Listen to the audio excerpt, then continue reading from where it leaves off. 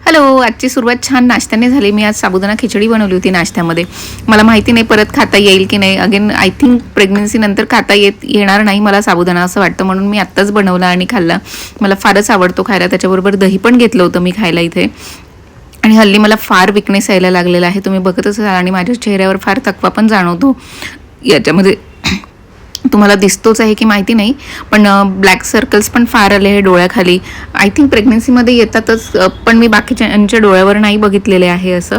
पण तुम्ही पण काळजी घ्या जर कदाचित तुमच्या डोळ्यांवर खाली पण असं येत असेल तर. देन त्याच्यानंतर रेस्ट केली मी थोडा वेळ आणि माझं ॲज युजल ड्रिंक पिऊन घेतलेलं आहे. आयर्नची फार कमी झालेली आहे माझ्या शरीरामध्ये. जर हे ड्रिंक नाही घेतलं तर कदाचित मला इंजेक्शन जे असतात ते पण लागतील असं डॉक्टर बोललेत. सो 1 महिना झाला मी ही कंटिन्यू पिती आहे. मला दिवसाला 2 ग्लासेस प्यायचे असतात त्याचे, पण कधी कधी मी एकच पिते.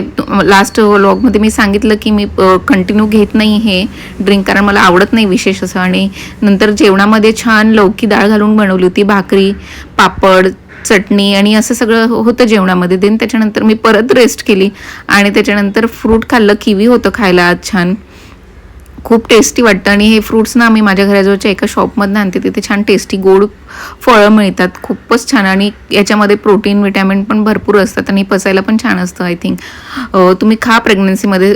मोस्टली रिकमेंडेड करतातच की प्रेग्नन्सीमध्ये खायला हवं वगैरे म्हणून. आणि हे गोड आहे खायला. बऱ्याच ठिकाणी जे मिळतं ते आंबट असतं. देन त्याच्यानंतर मी माझा बीटचा ज्यूस घेतला आणि रेस्ट केली. चला परत भेटूया. Bye bye.